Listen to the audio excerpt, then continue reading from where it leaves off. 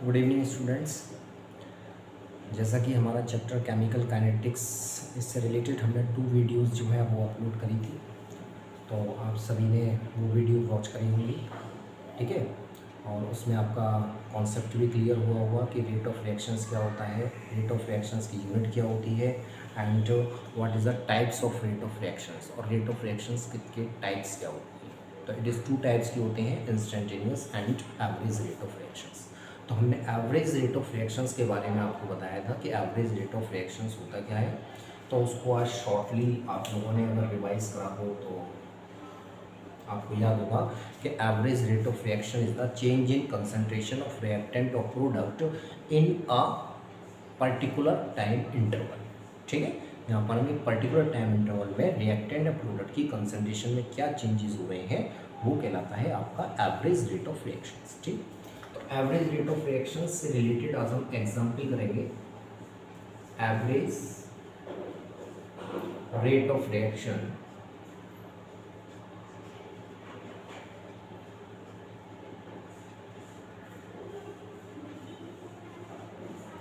तो average rate of reactions में firstly एक बहुत कॉमन सा एग्जाम्पल हम लेकर चलते हैं, such as let consider a chemical reaction. Let consider a reaction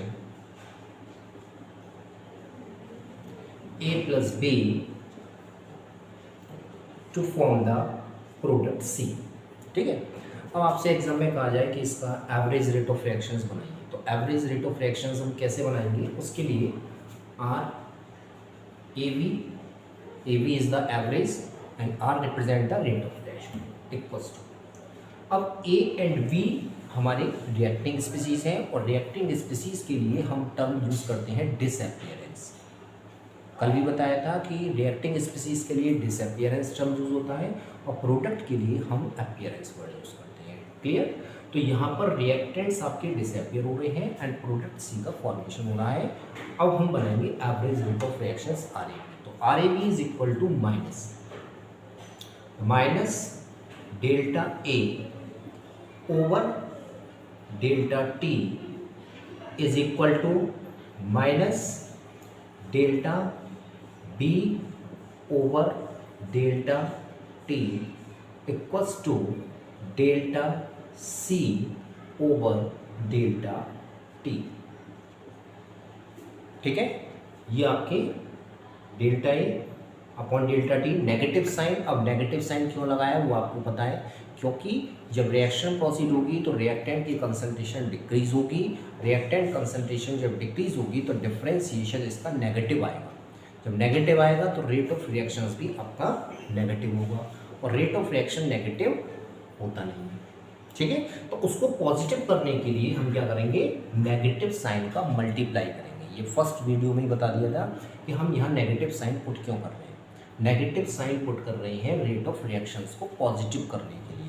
ऐसा नहीं है कि यहाँ पर डिफरेंशिएशन जो आएगा वो नेगेटिव आएगा इसलिए हम नेगेटिव टर्म यूज़ कर रहे हैं। नेगेटिव टर्म यूज़ कर रहे हैं रेट ऑफ रिएक्शंस को पॉजिटिव करने के लिए, ठीक है।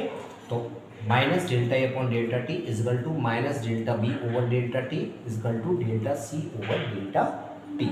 अब ये इक्वल का साइन क्यों रखा है हमने, तो रेट ऑफ रिएक्शन जो डेफिनेशन थी उसको आप रिवाइज करें। रेट ऑफ रिएक्शन क्या है, रेट ऑफ रिएक्शन होता है change in concentration of reactant और product.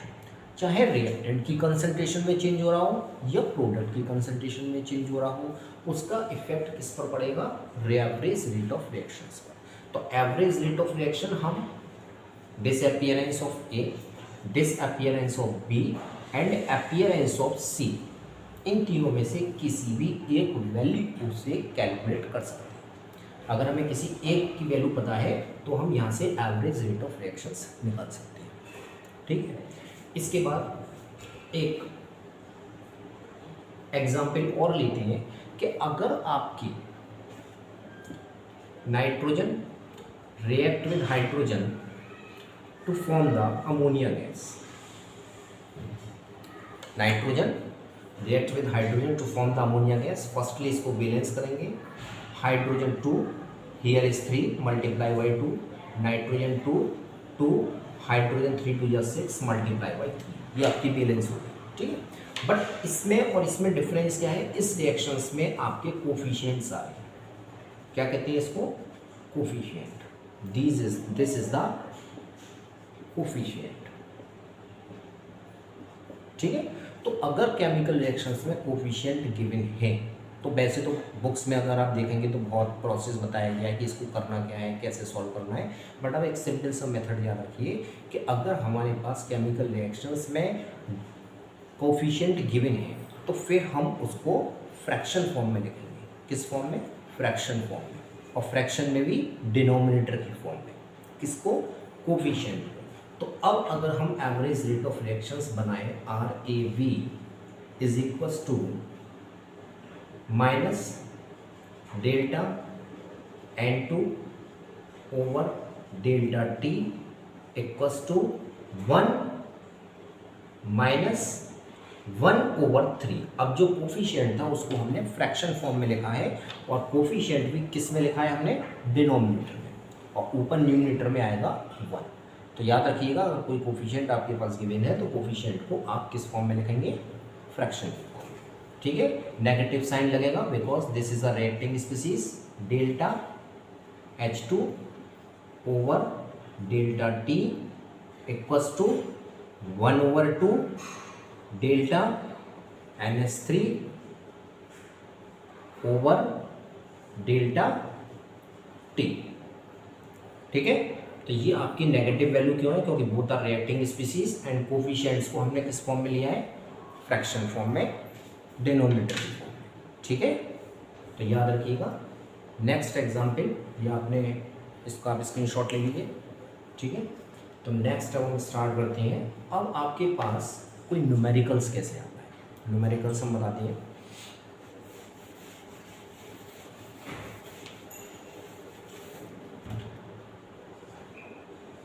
Question, A + B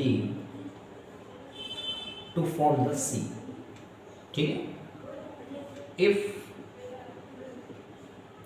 the rate of disappearance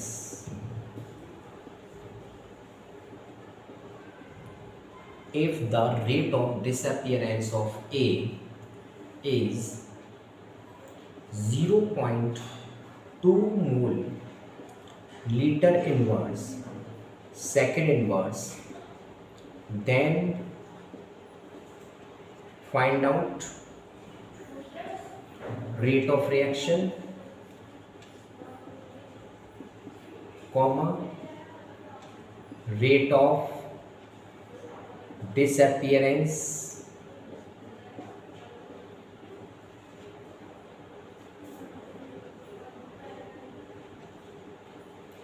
rate of disappearance of B and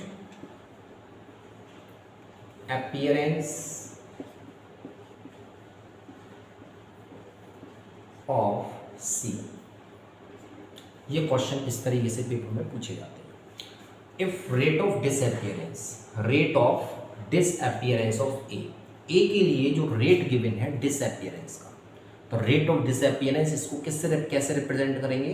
अब बहुत से बच्चे क्या समझेंगे कि ये 0.2 mole litre inverse second inverse जो है वो आपकी ए की कंसंट्रेशन है, बट ये ए की कंसंट्रेशन नहीं है, ये आपका रेट ऑफ डिसअपियरेंस है। क्या है ये, रेट ऑफ डिसअपियरेंस। तो ये हम रिप्रेजेंट करेंगे minus delta A over delta T, ठीक है। अच्छा, एक चीज़ और, यहाँ पर एवरेज नहीं है हमारे पास कि एवरेज में हमें रेट ऑफ रिएक्शन निकालना है या इंस्टेंटेनियस रेट ऑफ रिएक्शन निकालना है। तो यहाँ पर आप नोट कर लीजिए, देन फाइंड आउट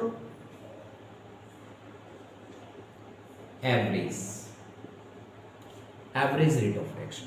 तो एवरेज रेट ऑफ रिएक्शंस, इसका मतलब डेल्टा टर्म यूज करेंगे, delta A over delta T is equals to, इसकी वैल्यू गिवन है 0.2 mole litre inverse second inverse. ये अगर ये कंसंट्रेशन होती, अगर ये वैल्यू कंसंट्रेशन की होती तो यहाँ per unit mole litre inverse होता, बट यूनिट क्या है, मोल लीटर इनवर्स सेकंड इनवर्स, और ये किसकी यूनिट होती है, रेट की। तो रेट ऑफ डिसअपियरेंस को इस तरीके से तो रिप्रेजेंट करती है, तो minus delta A over delta T is equal to 0.2, ये हमारे पास गिवन है। ठीक है, अब हम ये जो इक्वेशंस गिवन है हमारे पास, इस इक्वेशंस के अकॉर्डिंग एवरेज रेट बना लेंगे। R A B equals to minus delta A over delta T equals to minus delta B over delta T equals to delta C over delta T. Product के लिए negative sign नहीं लगाएंगे, reacting species की negative sign put करेंगे। अब हमारे पास पूछा क्या क्या है, उसने हमसे पूछा है rate of reaction, rate of disappearance of B and appearance of C. 3 values हमसे उसने पूछी है। तो फर्स्ट रेट ऑफ रिएक्शन, तो एवरेज रेट ऑफ रिएक्शंस जो है वो इसके इक्वल भी है, इसके इक्वल भी है और इसके इक्वल भी है। हमारे पास ये वैल्यू गिवन है ना, तो हम एवरेज रेट ऑफ रिएक्शंस को अगर इसके इक्वल रख दें तो एवरेज रेट ऑफ रिएक्शंस आ जाएगा। तो R A V is equals to, भाई सभी वैल्यू आपस में क्या है, इक्वल है, हमें इसकी वैल्यू बताएं तो ये वैल्यू किसके इक्वल है, एवरेज रेट के। तो एवरेज रेट क्या हो गया हमारा 0.2, तो minus delta A over delta T, और इसकी वैल्यू गिवन है 0.2 mole litre inverse and second inverse. ये आपका एवरेज रेट ऑफ रिएक्शन आ गया फर्स्ट आंसर, जो उसने हमसे पूछा कि एवरेज रेट ऑफ रिएक्शंस बताइए। अब rate of appearance of B, rate of appearance of B it means इसकी वैल्यू हमसे पूछी जा रही है। जब इसकी वैल्यू पूछी जा रही है तो ये इसके भी इक्वल है और इसके भी इक्वल है, इसकी वैल्यू भी हमें पता है और इसकी वैल्यू भी हमें पता है। तो इट मीन्स इसको हम इसके इक्वल भी रख सकते हैं और डेल्टा बी को हम एवरेज रेट ऑफ रिएक्शन के इक्वल रख के भी वैल्यू निकाल सकते हैं। तो आप किसी भी तरीके से निकाल सकते हैं। तो second average rate of reaction equals to minus delta B over delta T, इसकी वैल्यू हमें निकालनी है और एवरेज रेट ऑफ रिएक्शंस हमारे पास गिवन है 0.2, तो 0.2 हमने पुट कर दिया माइनस डेल्टा बी और ओवर डेल्टा टी। ये आपके सेकंड पार्ट, जो सेकंड वो चीज़ हमसे पूछ रहा था, ये सेकंड का आंसर आ गया। Rate of disappearance of B, इसकी वैल्यू आ गई। अब अपीयरेंस ऑफ सी, अब सी अपीयरेंस ऑफ सी इसके भी इक्वल है, इसके भी इक्वल है और इसके भी इक्वल है, और तीनों की वैल्यू हमें नोन है। तो हम इसको इसके इक्वल भी रख सकते हैं, डेल्टा ए के इक्वल भी रख सकते हैं और एवरेज रेट के भी इक्वल रख सकते हैं। ठीक है, तो यहाँ से हम इसकी वैल्यू कैलकुलेट कर लेंगे। कैसे, इसको नोट कर लीजिए। मतलब इसके लिए ना आपको कॉन्सेप्ट क्लियर होना चाहिए कि rate of disappearance, appearance, disappearance term reacting species के लिए वर्ड यूज़ होता है, अपीयरेंस वर्ड जो होता है वो आपका प्रोडक्ट के लिए यूज़ होता है। ठीक है, तो अब उसने हमसे जो पूछा है वो अपीयरेंस ऑफ सी पूछा है। तो appearance of C is equal to that, is equal to that, is equal to that. ये तीनों वैल्यू हमें पता है, तो इट मीन्स इसकी वैल्यू हम इजीली डिटरमाइन कर सकते हैं। कैसे,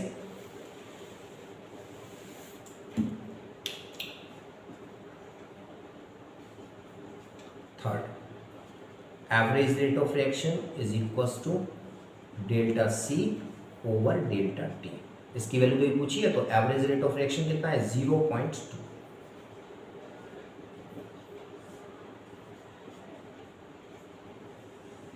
ये आपका थर्ड वाले पार्ट का आंसर आ गया। तो तीनों पार्ट्स की जो वैल्यू आई है, जो तीनों क्वेश्चंस जो इसने पूछे हैं, वो तीनों क्वेश्चंस की वैल्यू आपके पास आई है 0.2। ठीक है, अब 0.2 भी क्या, मोल litre inverse and second inverse. Chemical kinetics chapter में यूनिट को पुट करना कंपलसरी है, अगर आप यूनिट पुट नहीं करेंगे तो आपके मार्क्स रिड्यूस हो जाएंगे। ठीक है, तो इस तरीके से हम एवरेज रेट ऑफ रिएक्शंस निकाल सकते हैं। इसके न्यूमेरिकल्स भी हैं जो हम सॉल्व आउट करेंगे। ठीक है, अब आता है next is the instantaneous rate of reaction.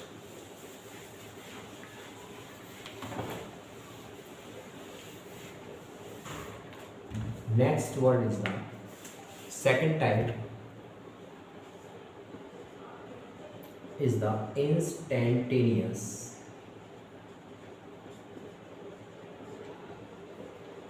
rate of reaction.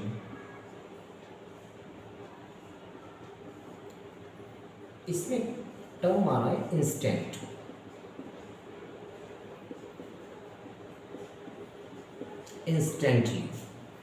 Instantly means क्या होता है? Randomly, suddenly, at any times, ये भी कह सकते हैं। तो जब हम किसी भी केमिकल रिएक्शंस का रेट रैंडमली चेक कर रहे हैं, सडनली चेक कर रहे हैं, या इंस्टेंटली किसी पर्टिकुलर इंस्टेंट टाइम पर कर रहे हैं, तो हम उसको कहते हैं instantaneous rate of reaction. The change in concentration of reactant or product at any particular instant time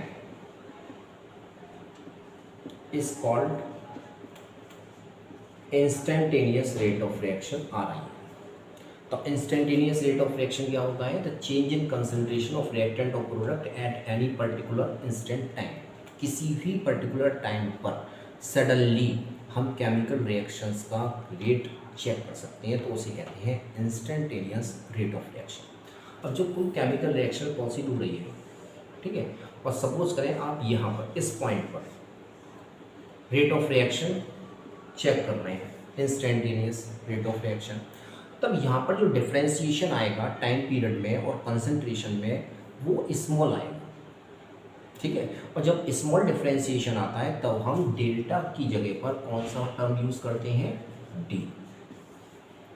delta की जगह पर डी वर्ड यूज़ करेंगे डिफ्रेंशिएशन का। क्यों? क्योंकि यहाँ पर किसी भी इंस्टेंटली, सडनली हम किसी भी पॉइंट पर रेट ऑफ रिएक्शन चेक कर रहे हैं, तो रिएक्टेंट और प्रोडक्ट की कंसंट्रेशन में जो डिफ्रेंशिएशन आएगा वो स्मॉल आएगा। जब स्मॉल डिफ्रेंशिएशन आएगा तो स्मॉल डिफ्रेंशिएशन को हम डी से रिप्रेजेंट करते हैं, डेल्टा से नहीं करते, ठीक है। तो बाकी एज इट रहेगा जैसे हम करते हैं। Example, let consider a reaction A plus B to form the C. अब आपको इंस्टेंटेनियस बनाना है, तो इंस्टेंटेनियस क्या हो जाएगा? Minus D A over D T is equals to minus D B over D T equals to D C over D T. बस change क्या हुआ?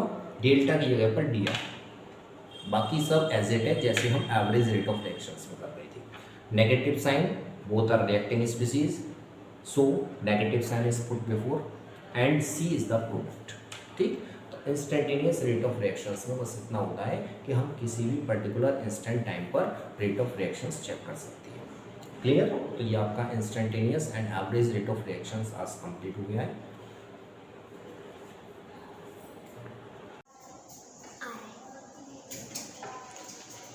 तो next topic is factor affecting the rate of reactions. तो कौन कौन से factors हैं जो रेट ऑफ रिएक्शंस को अफेक्टेड करते हैं? Number first is the concentration of reactant. Concentration of reactant, concentration of reactant का क्या इफेक्ट होगा? When concentration of reactant increase. अगर रिएक्टेंट कंसंट्रेशन इंक्रीज हो रही है तो it means rate of reaction are also increase। R refer to the rate of reactions। तो rate of reactions भी आपका increase होगा if concentration of reactant decrease then rate of reaction decrease। भाई आप कोई चीज़ बना रहे हैं और उसको बनाने के लिए रिएक्टिंग स्पीसीज या जिनसे वो बन रही है उस चीज़ को कम अमाउंट में ले रहे हैं, तो जो प्रोडक्शन होगा वो भी कम होगा। ऐसे ही यहाँ पर है कि अगर हम रिएक्टेंट कंसंट्रेशन ज़्यादा लेंगे तो रेट ऑफ रिएक्शन ज़्यादा होगा, रिएक्टेंट कंसंट्रेशन कम लेंगे तो रेट ऑफ रिएक्शन कम होगा। तो ठीक है, तो बोथ आर डायरेक्टली प्रोपोर्शनल। ये कह सकते हैं कि जो कंसंट्रेशन है that is directly proportional to the R. जो कंसंट्रेशन होती है रिएक्टिंग स्पीसीज की वो रेट ऑफ रिएक्शंस के डायरेक्टली प्रोपोर्शनल होती है। ठीक, सेकंड इज द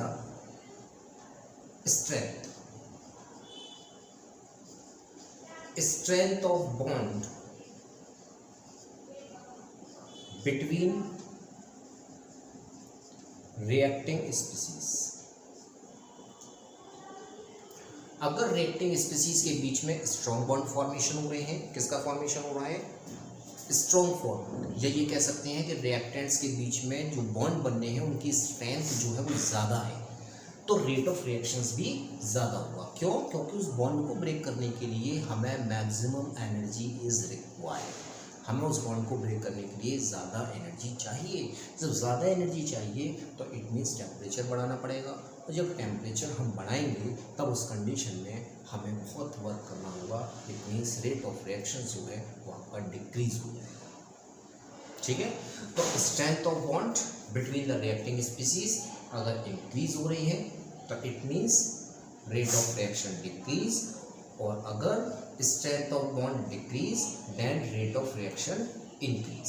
यहाँ पर बहुत सिंपल फॉर्मेट में मैंने आपको बताया है कि अगर बॉन्ड की स्ट्रेंथ, कौन से बॉन्ड की? रिएक्टिंग स्पीसीज के बीच जो बॉन्ड बन रहे हैं, अगर उनकी स्ट्रेंथ ज़्यादा है तो रेट ऑफ रिएक्शंस कम होगा, और अगर उनकी स्ट्रेंथ कम है, वीक है, तो रेट ऑफ रिएक्शंस आपका ज़्यादा। ठीक है, तो ये दोनों कॉन्सेप्ट अपने क्लियर रखिएगा। Number first is the concentration of reactant and second one is the strength of bond. Bond strength maximum, rate of reaction decrease, bond strength decrease, rate of reaction increase. It means जो bond strength है that is inversely proportional to the rate of reaction. ठीक है, third one क्या ये कह सकते हैं कि rate of reaction is inversely proportional to the strength of bond between reacting species. Third one is the temperature.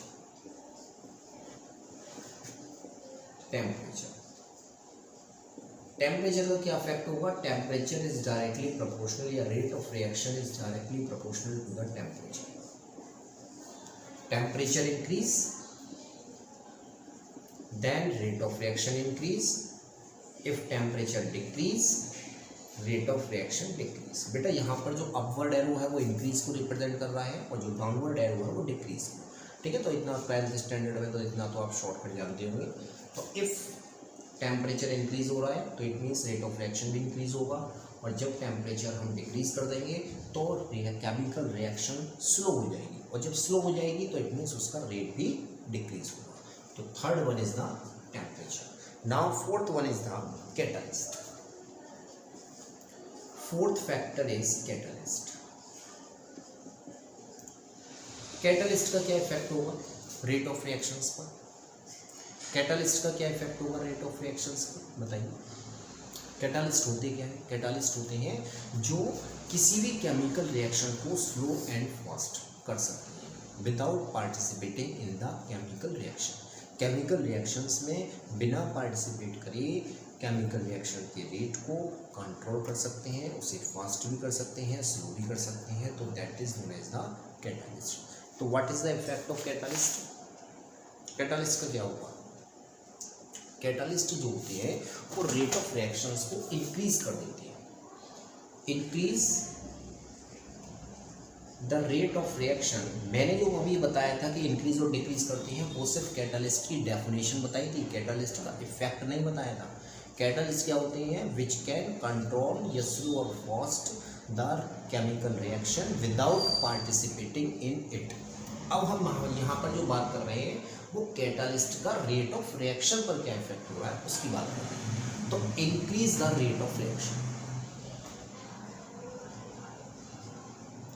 जो कैटालिस्ट होते हैं वो रेट ऑफ रिएक्शन को इंक्रीज कर देते हैं। कैसे इंक्रीज करते हैं? By providing an alternate path, by providing an alternate path for a chemical reaction, for a chemical reaction। क्यों? क्योंकि कैटालिस्ट जो होते हैं वो केमिकल रिएक्शंस जो प्रोसीड हो रही है, जो लॉन्ग प्रोसेस से हो रही है, उसके लिए एक शॉर्टकट मेथड, जिसे कहते हैं शॉर्ट ट्रिक। तो it provide an alternate path. Alternate path माने जो केमिकल रिएक्शंस है उसके लिए एक अल्टरनेट पाथ प्रोवाइड करा सकते हैं कि वो रिएक्शन इस मेथड से भी हो सकती है, शॉर्ट मेथड से भी हो सकती है।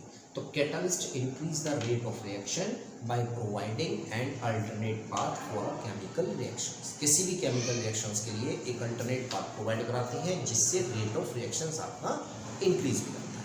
ठीक है, तो आज हमने 4 फैक्टर्स बताए। Number first is the concentration, second is the strength of bond between reacting species, third one is temperature and fourth factor is the catalyst। ठीक है, तो these are the 4 और भी फैक्टर्स हैं जो रेट ऑफ रिएक्शंस को आपको affected करते हैं। तो नेक्स्ट वन हम ले सकते हैं यहाँ पर आपका surface area. Number 5 is surface area. 5th factor is surface area.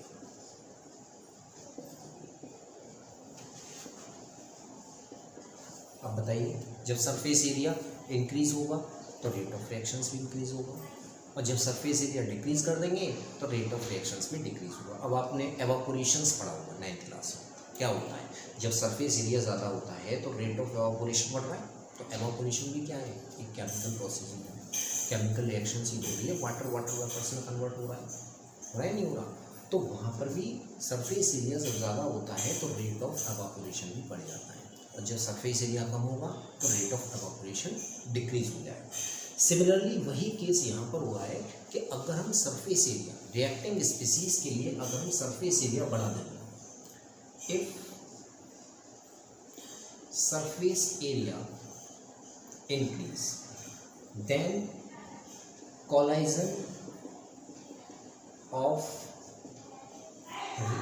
Collision between reacting species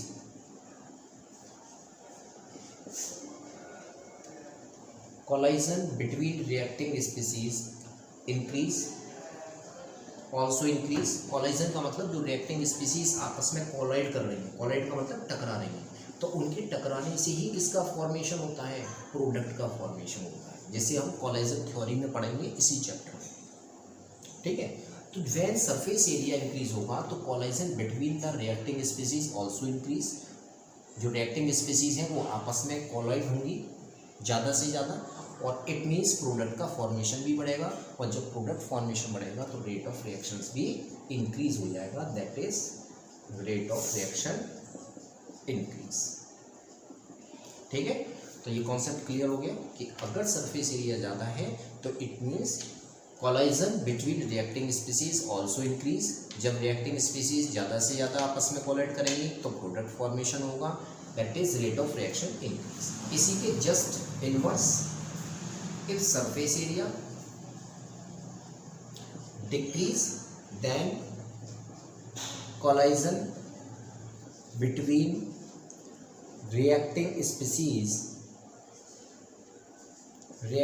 species also decrease. ये भी क्या होगा, डिक्रीज हो जाएगा, that is rate of reaction are जिसे हम कह रहे हैं वो भी आपका डिक्रीज होगा। ठीक है, तो ये आपका 5th फैक्टर हो गया, that is the surface area, कि what is the effect of the surface area on the rate of reactions. Next one is the,